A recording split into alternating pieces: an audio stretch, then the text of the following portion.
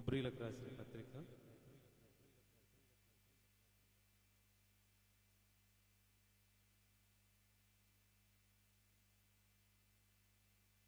12వ మనందరికీ బాగా పరిచయమైన లేఖన భాగాల నుంచే కొద్ది నిమిషాలు ఈరోజు వాక్యాన్ని ధ్యానం చేసి దేవుని యొక్క కృపను పొందుకుందాం. అపోస్తలుడైన పౌలు హెబ్రీలకు రాసిన పత్రిక 12వ అధ్యాయము మొదటి 2 వచనాలు చదివి వాక్య ధ్యానంలోనికి మొదలుదాం. ఇంత గొప్ప సాక్షి సమూహము మేఘము వలె మనలను ఆవరించి ఉన్నందున మనము కూడా ప్రతి భారమును సులువుగా చుట్టుపెట్టు పాపమును విడిచిపెట్టి విశ్వాసమునకు కర్తయు దానిని కొనసాగించువాడునైన యేసు వైపు చూచుచు మన ఎదుట ఉంచబడిన పందెములో ఓపికతో పరిగెత్తుదుము. ఆయన తన ఎదుట ఉంచబడిన ఆనందము కొరకై అవమానమును నిర్లక్ష్యపెట్టి సిలువను సహించి దేవుని సింహాసనం యొక్క కుడిపార్శ్వమున ఆసీనుడై ఉన్నాడు. అనుబంధంగా యోహాను భక్తకోటికి రాసిన 2వ ఉత్తరంలో నుంచి ఒక మాట చదువుదాం. 2-3 ఉత్తరాల్లో ఈ మాటలు మనం చూస్తాం. యోహాను రాసిన 2వ పత్రిక 4వ వచన భాగంలో ఈ మాటను మనం చూస్తాం. తండ్రి వలన మనము ఆజ్ఞను పొందిన ప్రకారము నీ పిల్లలలో కొందరు సత్యమును అనుసరించి నడుచుచుండుట కనుగొని బహుగా సంతోషించుచున్నాను. 3వ ఉత్తరంలో కూడా ఈ మాట రాస్తాడు 4వ వచన భాగంలో, నా పిల్లలు సత్యమును అనుసరించి నడుకొనుచున్నారని వీటి కంటే నాకు ఎక్కువైన సంతోషము లేదు. పరిశుద్ధుడైన తండ్రి, మీ శ్రేష్టమైన ఘనమైన నామానికి వందనాలు ప్రభువా. ఈ మధ్యాహ్నం నాదల శివ కోతుల సంఘము ద్వారా మీరు మహింపరచబడ్డారు. కూడి ఉన్న సమూహం అంతా హృదయాలను కుమ్మరించారు. ఇంతవరకు ప్రభువా నీ దాసుడు అని థామస్ గారు, ఏర్పాటు చేయబడ్డ సహా దైవ సేవకులు, అదేవిధంగా ఇక్కడున్న పెద్దలు, విశ్వాస కుటుంబం అంతా కూడా మనసారా నేను స్తుతించారు. దీనుడను ప్రభు నీ పక్షంగా కొద్ది నిమిషాలు నిలవబడుతుండగా నీ దివ్యమైన వాక్కును మాకు బయలుపరచండి. వినగలిగే చెవి, గ్రహించగలిగే మనస్సు మాకందరికీ అనుగ్రహించండి. సమస్తం మీ చేతుల్లో పెడుతూ మా ప్రభును మీ ప్రియకుమారుడు మా రక్షకుడైన యేసుక్రీస్తు వారి శ్రేష్టమైన నామంలో ఈ ప్రార్థన మనల్ని అడిగి పొందుకుని ఉన్నాం మా పరమ తండ్రి, ఆమేన్. త్రియేక దేవునికి మహిమ కలుగును గాక. ప్రభువును రక్షకుడైన యేసుక్రీస్తు వారి శ్రేష్టమైన నామంలో అన్నయ్య థామస్ గారికి, సువార్థికులకు, అదేవిధంగా సంఘ పెద్దలకు, స్త్రీల సమాజం, యవనస్తులకు, సండే స్కూల్ పిల్లలకు అందరికీ ప్రభు పేరు వందనాలు. అందరూ బాగున్నారా? దేవుని మహాకృప మీ అందరి ప్రార్థనలు బట్టి నేను, నా కుటుంబం, నా పరిచర్య దేవుని నామానికి మహిమకరంగా జరుగుతూ ఉన్నది. మార్చి 15వ తారీఖున స్తుతి కూడిక ఏర్పాటు చేసినప్పుడు మిమ్మల్ని అందరూ ప్రేమతో ఆహ్వానించినప్పుడు అన్న థామస్ గారు, అదేవిధంగా సహాయక అప్పలగొండ బిడ్డలు, మన నాదల శివ కార్తుని విశ్వాస కుటుంబం అంతా హాజరయ్యారు. మాతో కలిసి మా ప్రభువుని స్తుతించారు. దానిని బట్టి నేను మనసారా అన్నయ్యకు, అదేవిధంగా కూడి ఉన్న సహోదరులందరికీ, మీ అందరికీ కూడా హృదయపూర్వక వందనాలు తెలియజేస్తున్నాను. హల్లెలూయా, హల్లెలూయా. విస్తారమైన వాక్యాన్ని దుబాయ్ ప్రాంతంలో ప్రభు మనకు అనుగ్రహించాడు. ఇండియాలోనేమో ఎక్కడ 2-3 కూడి ప్రార్థన చేస్తున్నారో అక్కడ దుష్ట సహవాసాలు పెరిగిపోయి ప్రతి వాళ్ళు మైక్ కట్టుకొచ్చి, వాద్య పట్టుకొచ్చి, పర్మిషన్ ఉందా, మీకు అది ఉందా, మనం ఇక్కడ ప్రకటించకూడదు, అది ఇదని చాలా డిస్టర్బెన్స్ చేస్తా ఉన్నారు. కానీ దుబాయ్ ప్రాంతంలో దేవుని మహాకృప, హల్లెలూయా, ఎంతో సంతోషంగా హృదయపూర్వకంగా మనసారా ఎంత సౌండ్ కావాలితే అంత సౌండ్, ఎంత బలం ఉంటే మనకు అంత బలం. దేవుని మహాకృప, ఈ అవకాశం ప్రభు మనకు కలుగు చేశాడు. నిజంగా మనం హృదయపూర్వకంగా ప్రభుని సన్నతించబద్ధులమై ఉన్నాం. హల్లెలూయా. చిన్న ఇలిస్ట్రేషన్ చెప్పి వాక్య ధ్యానంలోకి వెళ్ళిపోదాం. ఈ మధ్య యూట్యూబర్లు బాగా ఎక్కువైపోయారు మనకు కదా. కరోనా పుణ్యం అంటూ చాలా మంది దినాన్ని యూట్యూబ్ల మీద బతికేస్తున్నారు. ఒకప్పుడు ఉద్యోగం చేసుకోవాలి బతకాలంటే, ఈ రోజున ఆ డ్రైవర్లుగా పనిచేస్తున్న వాళ్ళకి యూట్యూబ్ బ్లాగ్స్ ఉన్నాయి. ఈవెన్ మన దుబాయ్ ప్రాంతంలో చాలా మంది చెల్లమ్మలు మరి ఎక్కడి నుంచి సమయం దొరుకుతుందో తెలియదు, బ్లాగ్స్ పెట్టి వాళ్ళు వండే వంట, వాళ్ళు మారే ఇల్లులు మొత్తం అన్ని యూట్యూబ్లోనే చూపించేస్తా ఉన్నారు. మనకే తెలియట్లేదు, చాలా విషయాలు మాకే తెలియట్లేదు. దుబాయ్లో ఉండి ఇల్లు ఎలా ఉంటాయా, వెళ్ళాలి ఎలా కొనాలా, ఎలా వండుకోవాలా, ఎలా తినాలని. దేవుని మహాకృప. సరే, ఈ రోజుల్లో టూరిస్టులు బాగా ఎక్కువైపోయారు కాబట్టి ఒక కుటుంబం ఇజ్రాయెల్ ప్రాంతం చూడటానికి వెళ్ళారంట. అత్తగారు, కోడలు, కొడుకు. ఎవరు? అత్తగారు, కోడలు, కొడుకు ప్రపంచమంతా తిరుగుతూ ఉన్నారు. ఆ ఇజ్రాయెల్ దేశం చూడటానికి వెళ్ళారట. అక్కడ కూడా మరి అన్ని దేశాల వాళ్ళు టూరిస్టులు వెళ్తారు కదా. సరే వెళ్ళారు, చూస్తా ఉన్నారు. మరి సడన్గా అత్తగారు అనారోగ్యానికి గురై చనిపోయిందట. ఎవరు? అత్తగారు అనారోగ్యానికి గురై చనిపోతే సరే బాధపడతా ఉన్నారు. ఆ కొడుకు మరి తన తల్లి పార్థివ దేహాన్ని ఇండియా తీసుకెళ్ళాలని ఆ సర్టెన్ డిపార్ట్మెంట్ అన్నింటిలో కూడా కాంటాక్ట్ అవుతూ ప్రయత్నాలు చేయాలని ఆశపడినప్పుడు ఇది చాలా ఖర్చుతో కూడుకున్న విషయమని వాళ్ళు తెలియచెప్పినప్పుడు కుమారుడు ఒక నిర్ణయానికి వచ్చేసాడట. ఏమనంటే, ఇక మా తల్లి గారి యొక్క జీవితం ముగిసిపోయింది, ఇక నేను పార్థివ దేశాన్ని తీసుకెళ్లి ఇండియాలో మాత్రం పెట్టి ఏం సాధిస్తాను, ఒకవేళ గవర్నమెంట్ పర్మిషన్ ఇస్తే ఇక్కడే భూస్థాపన చేసేద్దాం అని తన భార్యతో మాట్లాడుతూ ఉంటే ససేమరా ఒప్పుకోలేదంటే. ఎవరు? వాడు. ఎవరైనా తల్లి గారి మీద ప్రేమ ఉంటుంది కానీ అత్తగారి మీద అంత ప్రేమ ఉంటుందా? లేదు. ససేమరా శవానింటికి తీసుకెళ్ళవలసిందే. తన భర్త చెప్తున్నాడు, సత్య చెప్తున్నాడు, అమ్మ పరిస్థితులు చాలా దారుణంగా ఉన్నాయి, చాలా ఖర్చుతో కూడుకున్న విషయం, కాబట్టి మనం పనిచేద్దాం, ఇక మనం తిరిగి పొందుకోలేం, దేవుని చిత్తమైతే మహిమలో మళ్ళీ ఆమెను చూస్తాం, లేకపోతే తర్వాత చూస్తాం, ఆమెనైతే ఇక్కడ పాతి పెట్టేద్దాం, మనం వెళ్ళిపోదామంటే ససేమరా ఒప్పుకోలేదంట. కారణం ఏమేంటుందని మీరు అనుకుంటున్నారు? ఆమె అన్నదంటప్పుడు, నాకు ఇజ్రాయెల్ దేశం మీద నమ్మకం లేదు, 2000 సంవత్సరాల క్రితం ఒక ఆయన పాతి పెట్టారు, ఆయన లీసి వచ్చేసాడు, ఒకవేళ మళ్ళీ ఈమె కూడా కాబట్టి అత్తగారంటే అంత భయం, కాబట్టి ఈమె కూడా అక్కడ లీసి వచ్చేస్తుంది ఇక్కడ, కాబట్టి ఏమైనా సరే తీసుకెళ్ళి ఇండియాలోనే పాతి పెడదాం, ఎందుకంటే అత్తగారంటే మీకు అంత భయం. కానీ జీవం గల దేవుడు, పునరుత్థానుడైన ప్రభు, మన నిరీక్షణకు ఆధారమైన వాడు, ఆ పునరుత్థానుడైన ప్రభు, ఆయన సజీవుడైన దేవుడు. కాబట్టి ఇప్పుడు మనం నిరీక్షణకు ఆధారం ఆయన స్తుతిస్తా ఉన్నాం, గణపరుస్తా ఉన్నాం.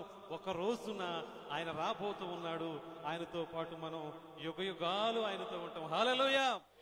కాబట్టి ప్రియమైన విశ్వాసులారా, ఈ క్రైస్తవ జీవితాన్ని, ఎంతో క్రమబద్ధమైన క్రైస్తవ జీవితాన్ని మనం జీవించాలి. మనకొక నిరీక్షణ ఉంది, లైఫ్ ఆఫ్టర్ డెత్. చాలా మందికి ఈ నిరీక్షణ లేదు, చాలా మంది నాస్తికులకి ఈ నిరీక్షణ లేదు. ఈ లోకంలో బ్రతుకుతారు, ఎంతకాలం బ్రతుకుతారో అంతకాలం బ్రతుకుతారు, చనిపోతారు, ఈ మట్టిలోకి వెళ్ళిపోతుంది, లేకపోతే కాల్చి వేస్తారు. అయితే లైఫ్ ఆఫ్టర్ డెత్ అనే విషయం మీద వాళ్ళకి అంత ఇంట్రెస్ట్ ఉండదు. కానీ క్రైస్తవులుగా మనం ఇప్పుడు జీవించే ఈ జీవితం కంటే మనం చాలా ఎక్కువగా ఆశపడేది, ఎదురు చూసేది ఈ దేహము విడిచిపెట్టిన తర్వాత జీవించిపోయే జీవితం గురించి. కాబట్టి ఈ రోజున ఎంత కష్టమైన అక్కలు, ఎంత కష్టమైన చెల్లెండ్రు, ఎంత కష్టమైన తల్లులు, మీరందరూ ఎందుకు ఈ దేవుని మందిరానికి వస్తా ఉన్నారు? దూర ప్రాంతాల నుంచి 53 డిగ్రీల ఎండలో దేవుని మందిరానికి ఎందుకు వస్తా ఉన్నారు? ఏసీ సౌకర్యం కూడా అంతంత మాత్రమే ఉంది, అయినా కూర్చుని ఎందుకు ఇంత దైవ భక్తితో దేవుని వాక్యాన్ని వింటా ఉన్నారంటే మనందరికీ కూడా ఒక నిరీక్షణ ఉంది. కాబట్టి ఆ నిరీక్షణ కొరకు మనం సిద్ధపడతా ఉన్నాం. నేడు రేపు ఎప్పుడో ప్రభువు రాకడ మనకు తెలియదు, కానీ ప్రియమైన వాళ్ళారా, ఆశ్చర్యకరుడైన ప్రభుని మన కనులారా చూడబోతా ఉన్నాం. కాబట్టి ఈ రోజున మనందరికీ బాగా పరిచయమైన లేఖన భాగమే. నేను ఎప్పుడు కూడా పెద్ద పెద్ద మర్మాలు తీసుకొచ్చి చెప్పడానికి నాకు అంత ఇష్టం ఉండదు, అయినా నాకు రాదు కూడా. ఇష్టం ఉండదంటే నాకు అన్ని వచ్చేసి చెప్పడానికి ఇష్టం ఉండదు అనుకునేరు, నాకేమీ మర్మాలు రావు. నాకు వచ్చిందల్లా ఆ పునరుద్ధానుడైన ప్రభుని ప్రకటించడం మాత్రమే. కాబట్టి ఈ రోజున హెబ్రీయులకు రాసిన పత్రికలో పౌలు గారు చెప్తున్న మాటను కనుక మనం చూసినప్పుడైతే, విశ్వాసమునకు కర్తయు దానిని కొనసాగించువాడునైన యేసు వైపు చూడటం. ఈ విషయాన్ని మనం కొద్ది నిమిషాలు ధ్యానం చేద్దాం అనుకున్న సమయంలో. రైట్, యేసు వైపు ఎందుకు చూడాలి? ఏదైనా విషయం మీద మనం ధ్యానం చేస్తున్నప్పుడు కొన్ని ప్రశ్నలు రాసుకోవాలి కదా. మీలో చాలా మంది టీచర్లు, సండే స్కూల్ టీచర్లు ఉంటారు, లెక్చరర్లు కూడా ఉండొచ్చు ఇక్కడ. కాబట్టి మనం ప్రతి విషయం మీద ఒక లిస్ట్ అంటూ ఉంటుంది మనకి. ఇప్పుడు యేసు వైపు చూడాలని చెప్తాను. ఎందుకు చూడాలి? యేసు వైపు ఎందుకు చూడాలి? లేకపోతే యేసు ప్రభు వైపు ఎవరు చూడాలి? యేసు ప్రభు వైపు చూస్తే కలిగే ప్రయోజనాలు ఏమిటి?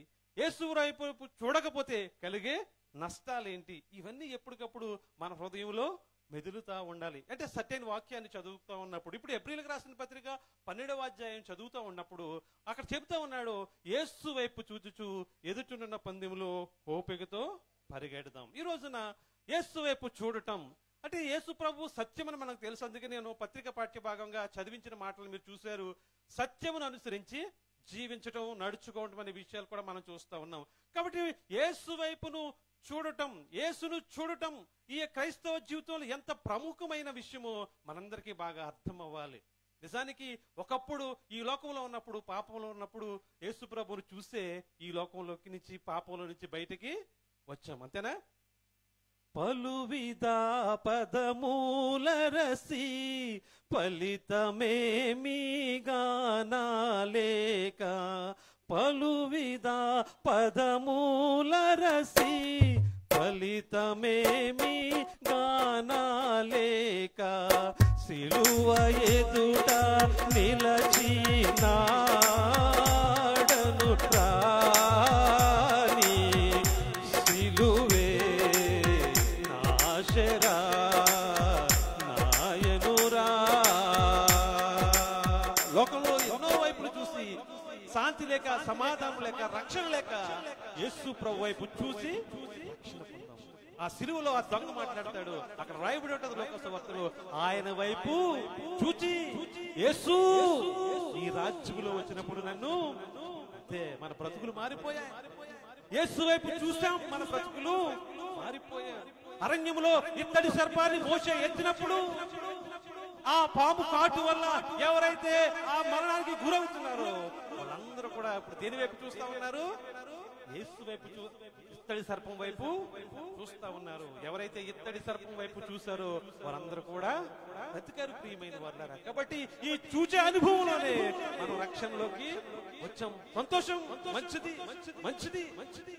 అయితే మరి అక్కడతోటే మన జీవితం అయిపోయిందా? ఇక అప్పుడు యేసు ప్రభువుని చూసాం కాబట్టి అసలు రోజు ఏం చూద్దాం? కదా ఎవరైనా భర్తలను అడిగే ఏం చూస్తామండి రోజు? ఒరిజినల్ గా ప్రాక్టికల్ లైఫ్ లో కొంచెం ఇంట్రెస్ట్ ఉండదు. ఎందుకు? ప్రతిరోజు చూస్తారు కాబట్టి ఇంకే ప్రత్యేకంగా చూస్తాం. కానీ యేసు ప్రభువుని ఒకరోజు చూసి రెండో రోజు మానేస్తే మన జీవితాలు నిజమైన క్రైస్తవ జీవితాలు కాదు. ఒకవేళ మీ వైఫ్ ను సరిగా చూడకపోతే ఆమె క్షమించవచ్చు, కానీ యేసు ప్రభువుని కనుక అనుదినం మనం చూడకపోతే మనకు మహాభయంకరమైన నష్టాలు కలుగుతాయి సోదరులారా, సహోదరులారా. కాబట్టి యేసు వైపు చూసే అనుభవం ప్రతిరోజు మనం కలిగి ఉండాలి. కాబట్టి ఈ రోజున ఎక్కడెక్కడ చూస్తున్నాము 4-5 స్థలాలకు అలా వెళ్ళి ఇలా వచ్చేద్దాం, ఎలా వెళ్ళి అలా వెళ్ళి ఇలా వచ్చేద్దాం. ఎందుకంటే మనం రక్షణ పడ్డాం, రక్షణ పొందాం, మంచిది. దేవుని మందిరానికి క్రమంగా వస్తా ఉన్నాం, ప్రార్థన చేస్తా ఉన్నాం, కానుకలు ఇస్తా ఉన్నాం. పాస్టర్ గారు కూడా 2-3 సార్లు భుజం తట్టి వెల్ గుడ్, వెరీ గుడ్ అన్నారు. అంతా బాగానే ఉంది. అయితే నిజానికి మన ప్రయాణం యేసు వైపు చూస్తూ జరుగుతుందా, లేకపోతే ఇంకెక్కడైనా మన చూపులు ఉన్నాయా?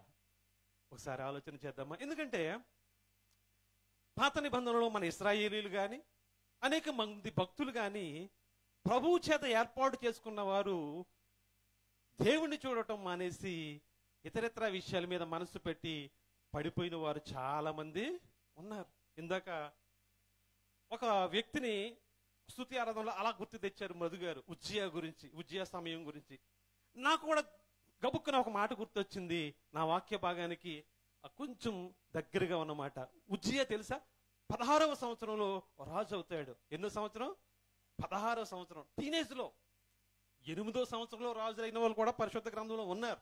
అది కొంచెం పక్కన పెడితే 16వ సంవత్సరంలో ఉజ్జియా రాజు అయితే దేవుడు జ్ఞానమిచ్చి 52 సంవత్సరాలు పరిపాలన చేయడానికి దేవుడు తన కృపను అనుగ్రహించాడు. అంటే ఉజ్జియా గురించి కొన్ని 2-3 మాటలు చెప్పేసి మనం అలా వచ్చేద్దాం.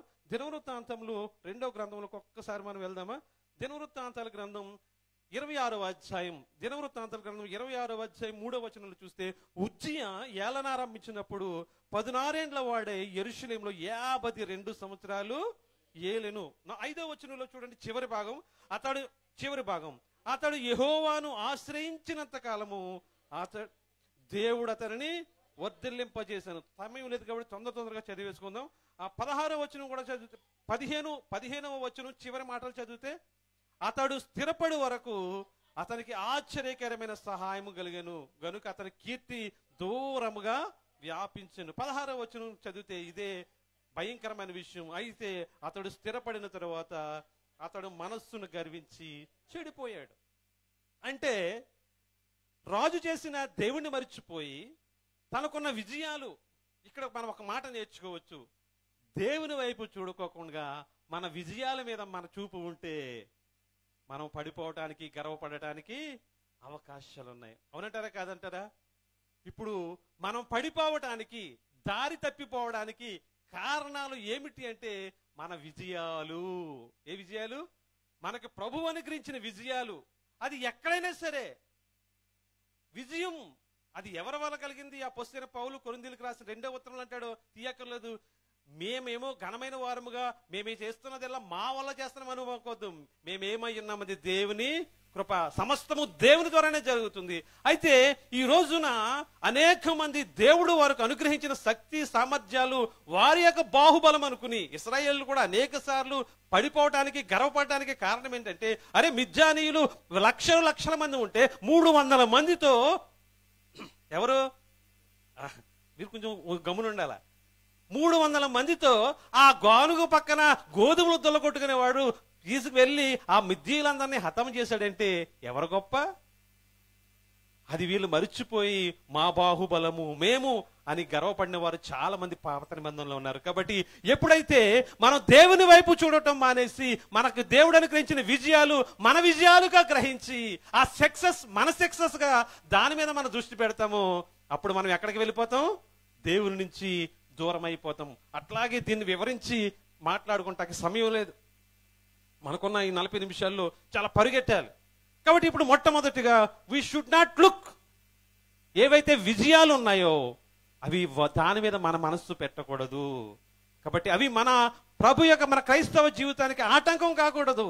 కాబట్టి మొట్టమొదటిగా దేవుని నుంచి పడిపోవడానికి గర్వపడటానికి కారణం ఏంటని కనుక చూసినట్లయితే మనకున్న విజయాలు లేకపోతే మన సక్సెస్ ని ఎప్పుడు కూడా మన దృష్టి మన చూపు మన సక్సెస్ మీద ఉండకూడదు. రెండవది, మనం పడిపోవడానికి కారణం లేకపోతే దేవుని యొక్క చూపు, దేవుని మీద ఉండవలసిన చూపు మనకి వేరే వాటి మీద ఉండటం ద్వారా దేవుని యొక్క కృపను మనం నష్టపోతాం. మనం ఏదైతే ఎదురు చూస్తున్నామో ఆ పరలోక రాజ్యాన్ని కూడా మనం నష్టపోతాం. ఫర్ ఎగ్జాంపుల్ చాలా విషయాలున్నాయి. రెండవదిగా కనుక మనం చూసినట్లయితే ఈ లోక సంబంధమైన విషయాల వైపు మనం ఎక్కువగా చూడకూడదు.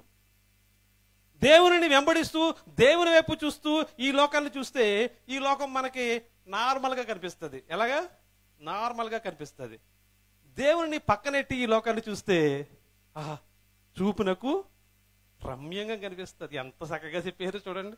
అప్పుడు వరకు అవ్వమ్మ గారు చూడలేదా పండు? చూసారా లేదా? ఎందుకంటే అక్కడ ఆ రోజున అక్కడ ఉన్నారంటే అంతకు ముందు కూడా అక్కడ ఉన్నారని అర్థం కదా. లేకపోతే ఫస్ట్ టైం వచ్చిందా ప్రభు? ఫస్ట్ టైం వచ్చాను ప్రభు అక్కడికి అన్నదా? సాతాన్ని అడిగినండి ఫస్ట్ టైం వచ్చాను ఇక్కడికి అన్నదా? లే, ప్రతిరోజు ఆ మంచి చెట్లు పండు చూస్తానే ఉంది. కానీ పెద్ద నార్మల్ గా కనిపిస్తుంది. ఎందుకు? దేవుడు ఏం చెప్పాడు అక్కడ? దాన్ని తినొద్దు అన్నాడు. కాబట్టి దానికి నార్మల్ గానే కనిపించింది. కానీ ఒక్క మాట తన జీవితాన్ని, ఒక ప్రశ్న తన జీవితాన్ని ఏమన్నది? ఇది నిజమా అని మొదలెట్టేటప్పటికి అప్పుడు వరకు లేని అందం అంతా ఇప్పుడు ఆ పండుకి వచ్చేసింది. చూపునకు ఆహారమునకు మంచిది అక్కడ ఉంటది. ఆదికాండం 3వ అధ్యాయంలో. అప్పుడు తల్లి అప్పుడు వరకు మరి ఆ ముందు రోజు చూపునకు రమ్యంగా లేదు, ఆహారానికి మంచిదని. ఎందుకంటే ఇంకా ఈ యొక్క ఈడెన్ గార్డెన్ లో ఇంకా చాలా పండ్లు ఉన్నాయి. కానీ ఆ సాతాను వచ్చి కెలికిదప్పుడికి గోకిదప్పుడికి దీని చూపు మారిపోయింది. ఇప్పుడు ఆ పండును చూస్తుంటే ఎంత సూపర్గా ఉందో. దేవుని వైపు మన చూపు లేకపోతే, ఈ లోకం వైపు మన చూపు ఉంటే గనక ఈ లోకంలో ఉన్నవన్నీ కూడా మనకి చాలా అందంగా అనిపిస్తుంది. అందుకే లోకం అంతా ఆకర్షణీయమని ఎందుకన్నారు? కాబట్టి దేవుడు ఈ లోకంలో మనకు అనుగ్రహించిన వాటిని మనం జాగ్రత్తగా పరిశీలన చేసి మనం దేవుని వైపు చూస్తూ ఈ లోకంలో మన క్రైస్తవ జీవితాన్ని కొనసాగిస్తే మన టార్గెట్ మనం చేరుకుంటాం. మన టార్గెట్ మనందరికీ ఉన్నది, మనందరికీ తెలుసు. అపోస్తలుడైన పౌలు ఫిలిప్పీలకు రాసిన పత్రిక 3:20 నేను వచ్చినప్పుడల్లా చెప్తాను. నేను నా ప్రసంగం ప్రతి ప్రసంగంలో ఈ మాటను గుర్తు తేకుండా నేను ఎక్కడికి వెళ్ళను. మీరు ఎప్పుడైనా గమనించుకోండి. ఫిలిప్పీలకు రాసిన పత్రిక 3:20 ఏముంటది అక్కడ? మన పౌరస్థితి అది. ఇక మన పౌరస్థితి దానికోసమే కదా ఇంత ఎండలో కష్టపడి దేవుని మందిరానికి వచ్చి ఇంత ఎండలో పడి ఇక్కడ కూర్చుని దేవుని వాక్యాన్ని వినేది. లేకపోతే ఎందుకండి? ఎందుకు వినాలి? ఎందుకు కూర్చోవాలి? మన పౌరస్థితి దానికోసమే. కాబట్టి ఇప్పుడు దేవుని వైపు చూస్తూ మన జీవితాలు కనుక ప్రయాణం చేస్తే లోకంలో ఉన్న ఇవన్నీ కూడా మనకి అంతంత మాత్రంగా నామమాత్రంగా కనిపిస్తాయి. కాబట్టి ఇప్పుడు రోజున దేవుడు మనకి ఏదన్నా ఇచ్చాడు అంటే కనుక దానిని బట్టి మనం సంతోషిస్తాం. ప్రభువు నాకు ఇది ఇచ్చాడండి. అదే ఒకవేళ దేవుని వైపు చూడకోకుండా చూస్తే ఆ లోకాసు వార్త 12వ అధ్యాయంలో ఉంటాడే. లోకాసు వార్త 12 అధ్యాయంలో ఒకడు ఉంటాడు, బాగా ఉంటాడు, నా ప్రాణమా తినుము. దేని చూస్తున్నాడు ఇప్పుడు? ఆ కొట్టుల్లో ఉన్న ఆస్తిని చూస్తా ఉన్నాడు. ఎక్స్పెండ్ చేయాలని ఆలోచిస్తున్నాడు. పంట బాగా పండిపోయింది, విస్తారంగా పండిపోయింది. ఇప్పుడు అదే కనుక అదే వ్యక్తి దేవుని చూశాడు అనుకో, అప్పుడు దావీదు పలికినట్టు పడతాడు, నా ప్రాణమా యెహోవాను సన్నుతించుము, నా అంతరంగంలో సమస్తమా ఆయన చేసిన ఉపకారంలో దేని, ఎందుకంటే నా కొట్లను సమృద్ధిగా చేశావు కాబట్టి ఇప్పుడు నాకు ఇంత సమృద్ధి ఇచ్చినందుకు దేవా నీకే. ఎప్పుడు దేవుని చూసినప్పుడు. మరి ఇప్పుడు ఇది దేని చూస్తున్నాడు? ఆ రాసులు చూస్తున్నాడు, ధాన్యపు రాసులు చూస్తా ఉన్నాడు. అబ్బా ఎంత రాసులు వచ్చేసినాయో, నాకు సరిపోదు ప్లేసు. కాబట్టి ఇతని చూపు ఎప్పుడైతే లోకంలోకి వెళ్ళిందో ప్రభువు మాట్లాడుతున్నాడు, వెర్రివాడా, ఎందుకంటే ఎప్పుడు వస్తుందో కరోనా మళ్ళీ తెలీదు, మళ్ళీ కరోనా అంట. విన్నారా?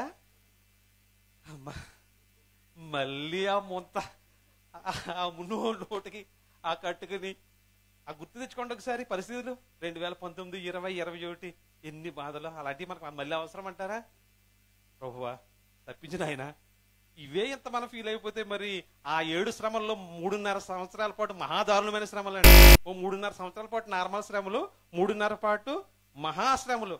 వాటన్నిటి నుంచి మనం తప్పించుకోవాలంటే ఇప్పుడు దేవుని వైపు మన చూపు మరల్చకూడదు. మనం ఉన్న ఉద్యోగాల మీదో, మేడం ఇచ్చే జీతం మీదో, మేడం ఇచ్చే బహుమతుల మీదో, వీటి మీద మన మనస్సు పెట్టకూడదు. కాబట్టి ఇప్పుడు ఈ యొక్క వ్యక్తి ఎవరైతే ఉన్నాడో వీడు ఆ దేవుణ్ణి మహిమపరచుకోవడానికి తన ఆస్తి ఐశ్వర్యాలని చూస్తా ఉన్నాడు కదా, తన కన్ను తన చూపు ఆ ఆస్తి మీద ఉంది. కాబట్టి దేవుడు అన్నాడు, ఏమన్నాడు? వెర్రివాడా అంటున్నాడు. ఇంకొక పెద్ద ఆయన ఉన్నాడు. అంటే పరిగెట్టడమే మన పని, మనం ఏం చేస్తాం మరి, తప్పదు. యేసు ప్రభు వారు ఈ లోకయాత్ర ముగించిన తర్వాత అపోస్తలుడైన పౌలు ఏ విధంగా రక్షణ అనుభవంలోకి వచ్చాడో మనందరికీ తెలుసు. అపోస్తలుడైన పౌలు గారు ఆ దమస్కు వెళ్ళడానికి ఆ మార్గంలో ఉన్నప్పుడు ప్రభు చేత పట్టబడి దేవుని కొరకు పరిచర్య చేస్తా ఉన్నాడు. ఎల్లుని కాడల్లా అనేక మంది ఫాలోవర్స్ ఏర్పడతా ఉన్నారు. పౌలు గారు చుట్టూ చాలా మంది ఉండేవారు. పౌలు గారు ఒకటే ఉండేవాడు కాదు, ఎక్కడ పోయినా ఆయనతో అనేక మంది శిష్యులు ఉండేవారు. ఆ విధంగా వాళ్ళందరిలో బాగా ప్రముఖమైన వారు మనందరికీ తెలుసు. తిమోతి గాని, తీతు గాని, ఎరస్సు గాని, వీళ్ళందరూ చాలా మంది ఇలా ఉండేవారు. వారితో పాటు ఇంకొక పెద్ద ఆయన కూడా ఉండేవాడు, దేమ అని. ఫిలోమోను పుస్తకంలో దేమ గురించి ఒక మాట రాయబడి ఉంటది. 1:24 ఒక మాట ఉంటది. దేమ అనే ఒక వ్యక్తి, ఆయన పేరేం పేరు? దేమ. ఏముంది? ఫిలోమోనుకు రాసిన పత్రిక 24వ వచనంలో ఏముంటది అక్కడ?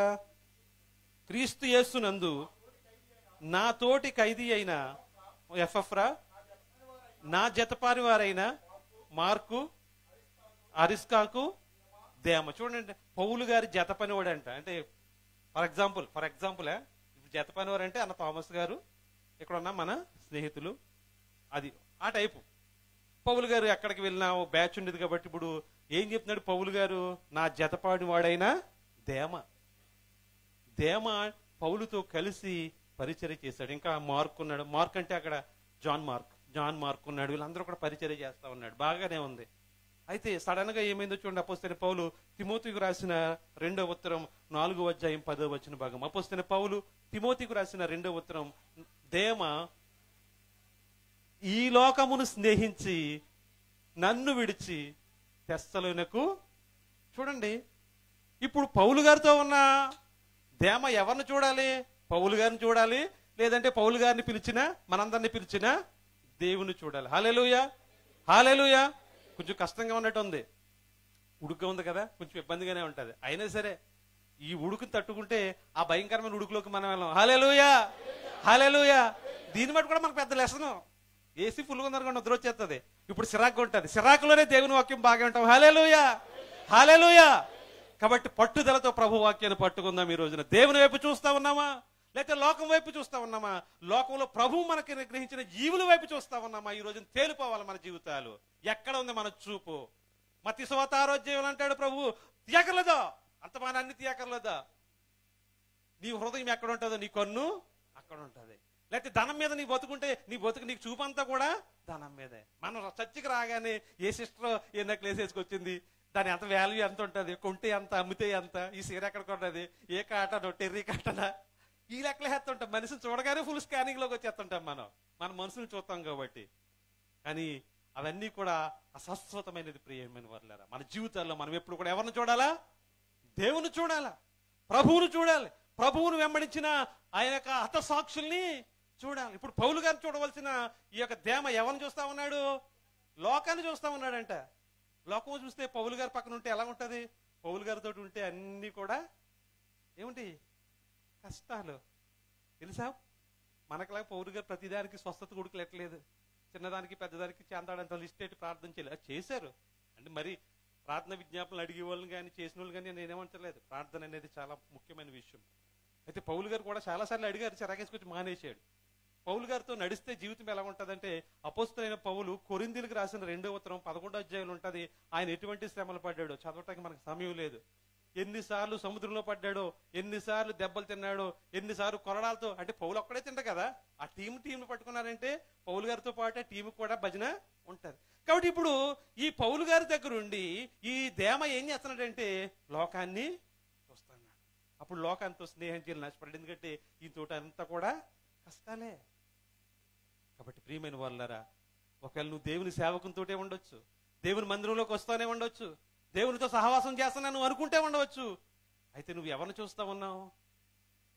దేవుని మందిరంలో కూడా విలాసవంతమైన జీవితాలు చూసేవాళ్ళని చూసి ఈ రోజున క్రైస్తవుల్లో చాలా మంది మోసపోతా ఉన్నారు. ఒకప్పుడు క్రైస్తవత్వం అంటే ఇట్లా ఉండేది కాదు. క్రైస్తవత్వం అంటే శ్రమలకు తెగించి యేసు ప్రభువు నమ్ముకుంటున్నామా, మన జీవితంలో మనకి కష్టాలు వస్తాయని వాక్యం బోధించేవారు. ఆ ప్రకారమే జీవితాలు జీవించేవారు. ఇప్పుడు బోధ మారిపోయింది. ఇప్పుడు నీకు తలపోట, దొగ్గ, రంప, జలుబ, రండి రండి రండి రండి. దేనికి? Prosperity prosperity prosperity. Facebook on చేయండి, యూట్యూబ్ ఆన్ చేయండి, చెప్తానే ఉంటారు ప్రవచనాలు ప్రవచనాలు ప్రవచనాలు. ఆదిమ సంఘాల్లో ఇలా లేదు ప్రియమైన వాళ్ళారా. క్రీస్తును నమ్ముకున్నావా, ఆయన వెంబడిస్తావా, నీకు శ్రమలు, భయంకరమైన శోధనలు నీ జీవితంలోకి వస్తాయి. మన ఆది అపోస్తులు కానీ మనకి వాక్యాన్ని మన దగ్గర కంటూ తీసుకొచ్చిన మిషనరీ జీవితాలు కానీ చూసారా ఎప్పుడైనా? ఎవరైనా విలాసవంతంగా బ్రతికారా? ఎవరైనా సుఖ సంతోషాలతో బాగా వర్ధిల్లినట్టు మనం చూస్తామా? అసలు మనకు తెలిస్తే కదా వాళ్ళ విషయాలు. ఇప్పుడు మనకు తెలిసిందెల్లా Calvary Satish Kumar suit boot వేసుకుని కచ్చిపు కూడా నల్లకొండగా తిరుగుతాడు. జైపాలు ఆయన అలాగే తిరుగుతాడు. వెస్లీ గారు ఆ పిల్లలు తీసుకొచ్చి ఇక్కడ హెలికాప్టర్లో చెక్కలు కొట్టిస్తాడు. అయ్యే చూస్తాం, మన అందరం అయి చూస్తాం. చూడమా, ఇప్పుడు ఈ ఆన్లైనే కదా. అంటే ఇప్పుడు ఎవరైతే బోధకులుగా ఉంటున్నారో వాళ్ళ జీవన శైలిని మనం చూస్తా ఉన్నాం. ఎవరైనా కష్టాలు పడినట్టు మనకు అనిపిస్తుందా? ఎవరైనా కష్టాలు పడుతున్నారు. దైవ సేవకులు చాలా మంది కొట్టబడతా ఉన్నారు, చంపబడతా ఉన్నారు. ప్రవీణ్ పగడాల మనం చూసాం ఈ మధ్యలే, భయంకరమైన దారుణమైన హత్యకు గురయ్యారు. అలాంటి ప్రవీణ్ పగడాల వాళ్ళు వేల మంది, లక్షల మంది ఈ రోజున చనిపోతున్నారు. కానీ మనం వాళ్ళ గురించి ఎప్పుడైనా ఆలోచించామా? వాళ్ళ వైపు ఎప్పుడైనా మన దృష్టి వెళ్ళిందా? మన దృష్టి ఎప్పుడు కూడా ఎవరు సువార్త చేస్తూ సూటు బూటు వేసుకుని చక్కగా కొంటారు, ఫ్యాన్ గాలికి చక్కగా ఎగరగొట్టుకుంటా హెయిర్, హల్లెలూయా స్తుతి మహిమ ఎలా, బా ఫ్యాన్ గాలికి జుట్టు ఎగురుతూ ఉండాలి సిస్టర్ గారికి. ఆ వీడియోలే మనం చూస్తాం, లైకులు కొడతాం. క్షమించండి, వ్యక్తిగతంగా నేను ఎవరిని ఎప్పుడు విమర్శించను. చెప్పండి మళ్ళీ, వ్యక్తిగతంగా నాకు ఎవరి మీద కూడా. దేవుని మందిరం, దేవుని వైపు చూస్తే దేవుడు మన కొరకు ఆ శిలువలో, ఆ మహాభయంకరమైన ఎండలో, ఆ కలువరిగిరిలో మన కొరకు అర్పించిన ఆ ప్రాణాన్ని గుర్తుకు తెచ్చుకుంటే నీ జీవితం, నా జీవితం, క్రైస్తవ జీవితం వేరేగా ఉంటది. ఈ రోజున మన దృష్టి అంతా కూడా సుఖం, ఫ్రీ, లేకపోతే ఆ హీలింగ్, స్వస్థత, సేఫ్ జోన్, వీటి మీద ఆధారపడిపోతున్నాం. కాబట్టి ప్రియమైన వాళ్ళారా, క్రైస్తవ జీవితానికి స్టాండర్డ్ లేవు. ఈ రోజున క్రైస్తవ జీవితానికి స్టాండర్డ్స్ లేవు. యేసు ప్రభువుని నమ్ముకుంటున్నాం కానీ, దేవుని మందిరానికి వస్తున్నాం కానీ ఆ క్వాలిటీస్ మన దగ్గర లేవు.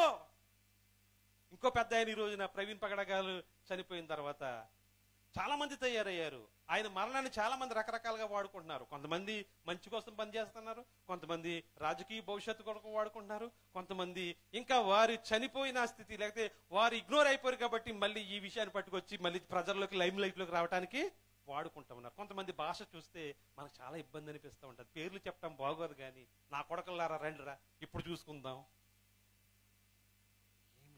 ఏమి యేసు ప్రభువుని నమ్ముకున్న బిడ్డలుగా నిజమే సత్యం కొరకు పోరాడదాం. లేకపోతే రాజ్యాంగం ప్రకారం మనకి ఏ హక్కులు అయితే రావాలో వాటి కోసం బయటకు వద్దాం, మంచిది. కానీ the way you talk, the way you approach, ఎప్పటికీ కూడా అది వాక్యానికి విరోధమైనదే.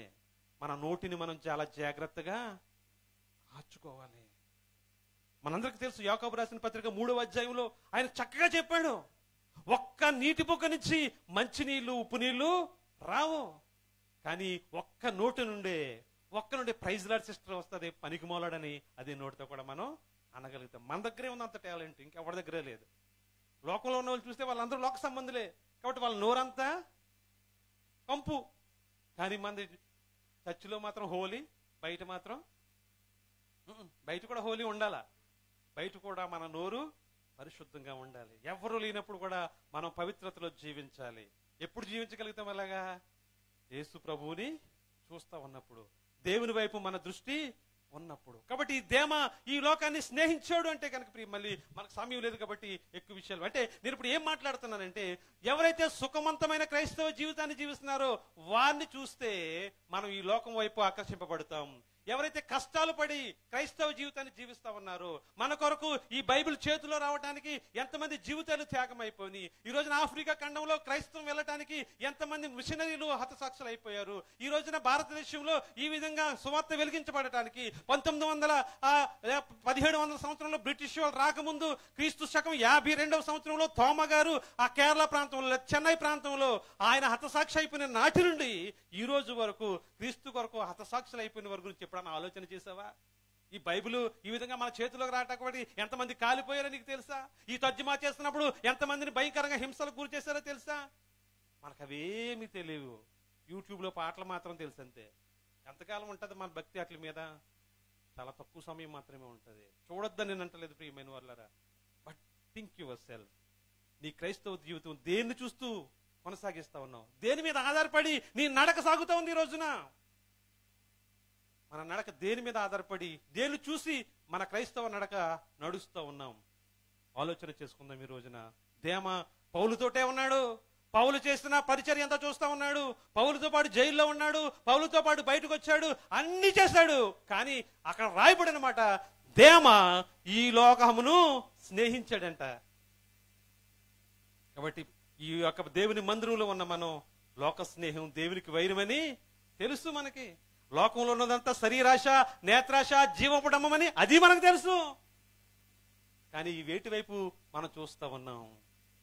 ప్రకృతి లేకపోతే ఈ లోక సంబంధమైన ఆ ఫ్యాషనేటెడ్ వరల్డ్, దీనివైపే మన దృష్టి ఉంటుందా, మన చూపు ఉంటుందా? క్రీస్తు కొరకు హతసాక్షుల గురించి చదవండి ప్రియమైన వాళ్ళారా. మీకు వచ్చే తొలపోటు, మీకు వచ్చే దగ్గు మీకు పెద్ద బాధగా అనిపించదు. క్రీస్తు కొరకు హతసాక్షులు అయిపోయిన వారు, క్రైస్తవులు ఈ రోజున ఇంత సుఖంగా సంతోషంగా మన ప్రభువుని ఆరాధన చేస్తా ఉన్నామంటే, ఈ రోజున ఈ వాక్యం ఇక్కడ వరకు రావడానికి, ఇంత చక్కగా మనం వివరించుకుని చెప్పుకోవడానికి కారణమైన వాళ్ళు అనేక మంది హతసాక్షులు అయిపోయిన వారు. వాళ్ళ జీవితాల గురించి తెలుసుకోండి. మీరు ఎప్పుడన్నా మీ సేవకుని అడిగారా, అయ్యా మాకు చెప్పండి అయ్యా, ఎవరు క్రైస్తవులు, ఎవరు నిజంగా దేవుని కొరకు హతసాక్షులు అయిపోయారు? మనం ఎప్పుడు నోరు విప్పం. ఆయన ఏది చెప్తే అది వినేసిపోతాం, నేను కూడా ఏది చెప్తానో వినేసిపోతారు అని ఇంట్రెస్ట్ రావాలండి మనలో. ఒక రోజున క్రీస్తు కొరకు బలంగా నిలబడే రోజులు రాబోతా ఉన్నాయి. కోర్టు తీర్పులు చూస్తా ఉన్నారు ఈ రోజున. ఆ కోర్టు ఏదైతే తీర్పిచ్చిందో మన నిజమే, కానీ దాన్ని మనం ఇప్పుడు కూడా ఒప్పుకోలేము. ఏమొచ్చింది? ఎస్సీ, ఎస్టీ, బీసీ ఎవరైతే యేసు ప్రభువుని నమ్ముకుంటారో వాళ్ళకి కులాలు అనేవే ఉండవు. నిజమే. కాకపోతే ఇండియాలో ఉన్న ఆర్థిక పరమైన ఇబ్బందుల దృష్ట్యా ఇటువంటి ఆంక్షలు గనక వస్తే రాజ్యాంగంలో మనకు ఇవ్వబడిన హక్కులను మనం కోల్పోతున్నట్టే. కాబట్టి మనం దాని కొరకు ఫైట్ చేద్దాం, లేదా దాని కొరకు ప్రార్థన చేద్దాం. ఆ విషయాలన్నీ కూడా మనకి ఇంట్రెస్ట్ ఉంటే గనక ఇవన్నీ తెలుసుకొని మనం సిద్ధపడి, పౌలు గారిని ప్రభు పిలిచినప్పుడు శ్రమలు వస్తాయని చెప్పాడు. మనం యేసు ప్రభువుని నమ్ముకున్నాం కాబట్టి మనకు కూడా శ్రమలు వస్తాయి. కాబట్టి వీటన్నిటిని ఎదుర్కొనడానికి శక్తి కలిగిన దేవుని వైపు మన హృదయాల్ని పెట్టుకోవాలి ప్రియమా. చూడాలి ఎచ్చూపు. ఎప్పుడైతే ఆ విధంగా చూస్తామో మనం చాలా స్ట్రాంగ్ గా తయారవుతాం, మనం చాలా బలవంతులుగా తయారవుతాం. ఈ లోకం చూసినప్పుడు లోకాన్ని మనం ఏ విధంగానూ కూడా స్నేహించాం. కాబట్టి మొట్టమొదటిగా మనకున్న విజయాల మీద మనం దృష్టి పెట్టకూడదు. మనకున్న సక్సెస్ రేట్ మీద, మనకున్న దేవుడు మనకి ఇచ్చిన వాటి మీద కనుక మనం దృష్టి పెట్టి వాటి వైపు మన చూపు చూస్తే గనక ఆ విధంగా ఉజ్జియా ఏ విధంగా పతనం అయిపోయాడో మనం కూడా అదే విధంగా పతనం అయిపోతాం. రెండవ మాటని ఈ రోజున మనం ఏం నేర్చుకున్నామంటే, లోకం వైపు, పాపం వైపు ఆకర్షింపబడకూడదు. ఈ లోకాన్ని మనకున్న ఆస్తుల మీద, ఐశ్వర్యాల మీద, అందం మీద, లేకపోతే మనకున్న అధికారం మీద, చదువు మీద, ఉద్యోగం మీద, శాలరీ మీద, వీటి మీద కనుక మన చూపు ఉంటే, నేను కాబట్టి 4,000 సంపాదిస్తున్నాను, ఈ రోజున చాలా మంది స్త్రీలకి భర్తల మీద కొంచెం చిన్నసూపు ఉంటుంది. ఎందుకు? భర్త కన్స్ట్రక్షన్ కంపెనీలో పనిచేస్తే 1200, 1300, మన అల్లామది అయితే ఇంకా హెల్పర్లకి ఓవర్ టైంతో కూడా 1000 రూపాయలే దాటనేవదు. మీరు 4 దిక్కులు పనిచేసి 4000 సంపాదిస్తారు. ఇప్పుడు మీ సూపు ఎలా ఉంటుంది? మీ జీతం మీద మీ సూపు వచ్చేటప్పటికి మీ భర్త కూడా మీకు తక్కువైపోతుంది. అందరిని అంటలేదమ్మా, మీరు అందరూ మంచోళ్ళు, హల్లెలూయా. మన ఆదర్శ శివ సంఘం స్త్రీలు అందరూ మంచోళ్ళు, హల్లెలూయా. అందరూ మంచోళ్ళే. మీ గురించి అస్సలు నేను మాట్లాడలేదు. నేను అప్పుడప్పుడు బయటకు వెళ్తుంటాను కదా, అక్కడక్కడ నాకు అలాంటి వాళ్ళు కనిపిస్తూ ఉంటారు అనమాట. ఆడు నాకు తెలుసు ఒక ఆమె స్కౌండ్రల్ సెటప్ అనేది ఒకటి. ఎవరిని? ఇంగ్లీష్ వాళ్ళ దగ్గర పనిచేస్తే మరి ఇంగ్లీష్ బూతులే వస్తాయి కదా. నేను ఆశ్చర్యపోయాను. దెబ్బ వచ్చి కొత్తరాను అనమాట. పీరియడ్ పిలిచేమని స్కౌండ్రల్ సెటప్ యూజ్లెస్ ఫెలో. ఎవరిని ఇవన్నీ మన ఇంటికాడ భర్త పేరు, మన హైందవ స్త్రీలు కానీ పురాతన స్త్రీలు భర్త పేరును నోటంట పలకటానికి కూడా అయ్యి వచ్చినాయి. యామండి, ఇండి, గిండి అన్ని ఎక్కడి నుంచి వచ్చినాయి అంటే పురాతన కాలంలో వాళ్ళ పేరును కూడా చెప్పడానికి వాళ్ళు ఒప్పుకునేవారు కాదు. అలాంటిది స్కౌండ్రల్ సెటప్ నోర్మి.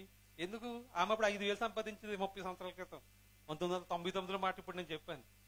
5000 ధరం సంపాదించేటప్పుడు ఆమె ఇంగ్లీష్ వాళ్ళ దగ్గర పనిచేసి, అలా ఆయన అక్కడ పార్టైలు చేసుకుంటే 1000-1200 సంపాదించేవాడు. ఎవరండి అన్న దగ్గర కుయ్య కట్టకండి. ఇప్పుడు నేను దేవుడికి లెక్కప్ చెప్పుకోవాలి కదా. నేను లెక్కప్ చెప్పు ఈ మాట చెప్పాను కాబట్టి వాక్యంలో ప్రభు అంటాడు, ఊరికి గెస్ట్ చేసి కొట్టేసావా అంటాడు. నాకు తెలుసు, అది నేను విన్నాను, నా చెవులారా నా దగ్గర ఉంది. కానీ నన్ను ఎవరైనా అడగండి దయచేసి. కాబట్టి ప్రియమైన విశ్వాసుల, దేని మీద నీ చూపు ఉంది? నీ యొక్క ధనం మీద, నీ అందం మీద, నీ ఐశ్వర్యం మీద. అప్పుడు లోకం వైపు నువ్వు చూస్తే నువ్వు నడుస్తావు, నీ నడక దేవునికి దూరంగా అయిపోతుంది. కాబట్టి ఈ రోజున నీ చూపు ఎక్కడుంది? నీ చూపు ఎక్కడుంది? నీ దృష్టి ఎక్కడుంది? పౌలు అంటాడు, వెనుకనున్న వాటిని అన్నిటినీ మర్చిపోయి ముందున్న వాటికే. అసలు ఇదంతా స్టోరీ ఎందుకు? అసలు మాకు ఎందుకండి ఈ బాధ? ఎవరు యేసు ప్రభుని చూడాలి? నేను మొదట్లోనే ప్రశ్న వేశాను, అసలు ఎవరు యేసు ప్రభుని చూడాలి? యేసు వైపు చూచుచూ ఎవరు ఈ లోకంలో ప్రయాణం చేయాలి? కొలసీలకు రాసిన పత్రిక 3వ అధ్యాయం 1వ వచనంలో దీనికి ఒక పెద్ద ఆన్సర్ ఉంటుంది. అపోస్తలుడైన పౌలు కొలసీలకు రాసిన పత్రిక 3వ అధ్యాయం 1వ వచనంలో ఈ మాటలు మనం చూస్తూ ఉంటాం. మీరు క్రీస్తుతో కూడా లేపబడిన వారైతే పైనున్న వాటినే. అక్కడ ఎవరున్నారు? అక్కడ క్రీస్తు ఉన్నాడు. కాబట్టి ఇప్పుడు యేసు వైపు ఎవరు చూడాలంటే క్రీస్తుతో కూడా లేపబడిన వారు. మీరందరూ కూడా బాప్తిసం తీసుకున్న వాళ్ళే కదా. మీరందరూ కూడా బల్లారాధనలో పాలు పంపులు పొందుతున్నవారే కదా. అంటే ఒకళ్ళు ఇద్దరు ఎవరో ఉంటారు కుర్రగాళ్ళు, ఇంకాను లేకపోతే కొంతమంది స్త్రీలు ఉంటారు, ఒకళ్ళిద్దరు. 90% ఇక్కడ ఉన్న వాళ్ళందరూ కూడా ఆల్రెడీ రక్షణ అనుభవంలోకి ఉండి బాప్తిసంలో ఉండి బల్లారాధనలో పాల్గొంటున్న వాళ్ళే. ఒకళ్ళు అరవ కూర ఎవరైనా ఉంటే వాళ్ళు కూడా మారిపోతారు. మనకంటే వాళ్ళే బెటరు. వాళ్ళు ఎందుకంటే ఇంకా నేను ఏదో చిన్న తప్పు చేస్తున్నానని వెయిట్ చేస్తున్నారు. నాయనా తమ్ముడు, ఎవరన్నా ఇంకా బాప్తిసం తీసుకోకుండా ఉంటే ఒకసారి ఆలోచన చేసుకోండి. ప్రభు నీ కొరకు నా కొరకు తన పరిశుద్ధమైన రక్తాన్ని చిందించాడు. ఈ లోకం శాశ్వతం కాదు. కాబట్టి పరలోకం నుంచి ప్రభు తిరిగి రాబోతున్నాడు. ఆయన తిరిగి రాబోతా ఉన్నప్పుడు ఇంకా నువ్వు ఈ లోకంలో ఉండి ఈ లోకాశల మీద వైపు నీ మనసు పెట్టి చనిపోతే మనం పరలోక రాజ్యాన్ని నష్టపోతాం. కాబట్టి నేడు రక్షణ దినమని ప్రభు చెప్తూ ఉన్నాడు. కాబట్టి ఇంకా ఎవరైనా ఒకరిద్దరు కనుక యేసు ప్రభుని సంపూర్ణంగా నమ్మకపోతే మార్పు చెందని ప్రియమైన వాళ్ళరా.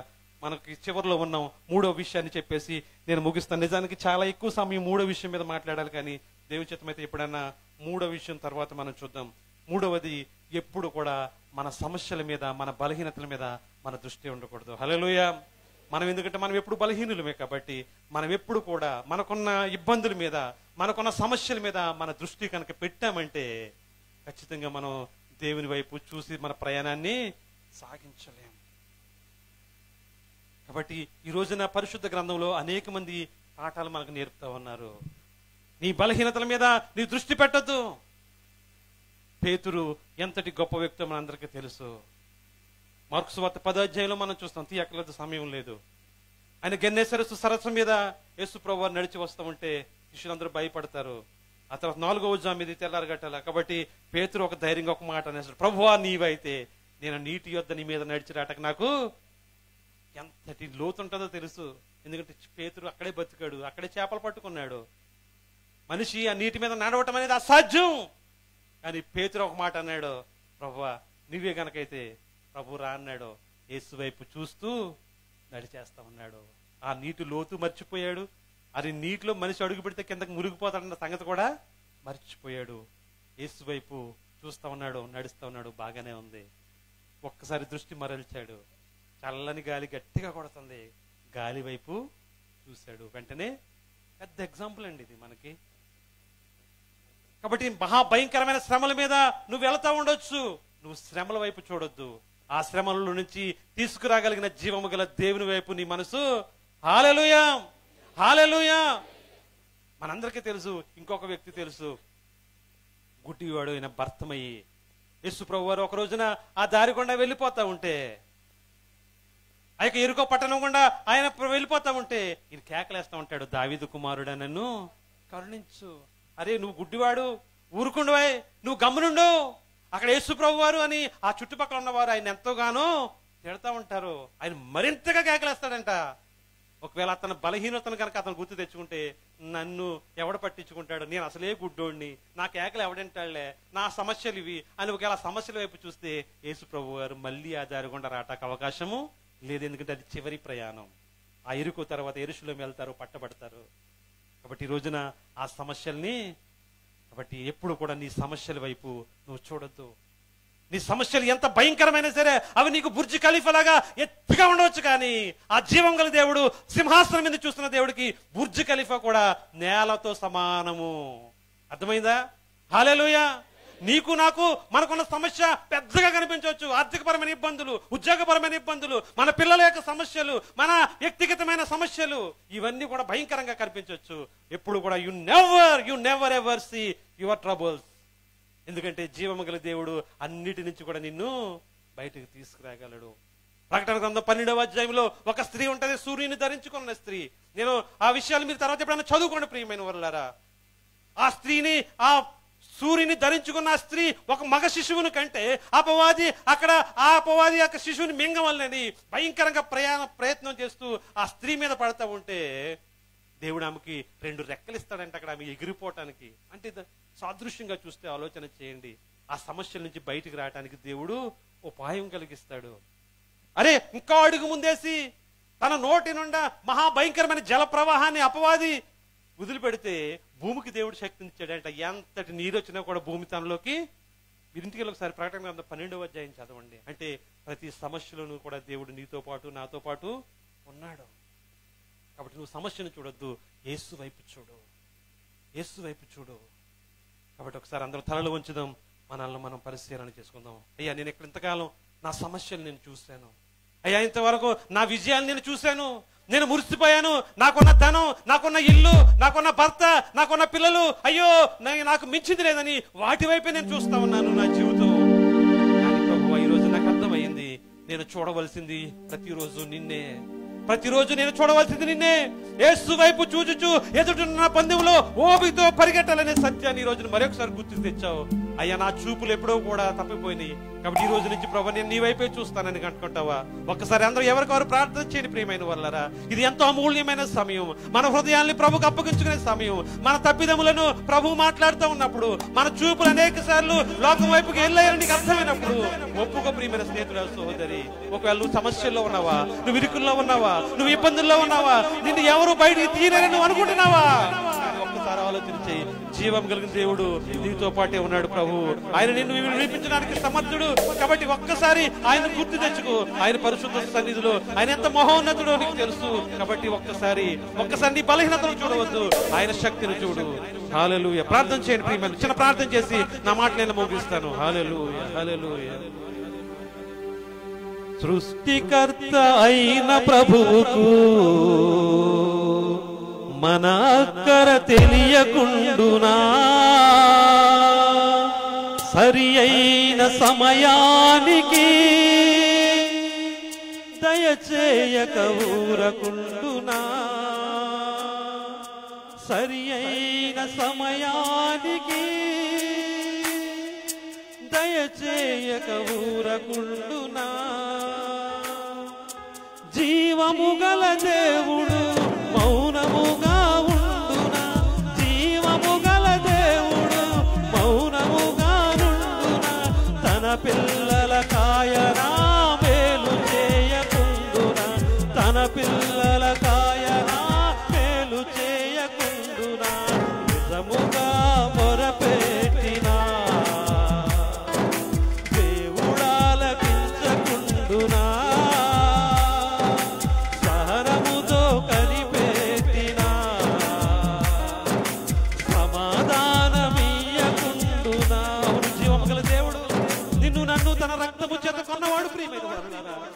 కాబట్టి నీ వైపు చూస్తా ఉన్నాడు. చిన్న ప్రార్థన. పరిశుద్ధమైన తండ్రి, కృప కలిగిన మా రక్షకుడు, మీ శ్రేష్టమైన ఘనమైన నామమున నా చూపులు అనేక సార్లు లోకంలోకి వెళ్ళి నేను ఒప్పుకుంటున్నాను.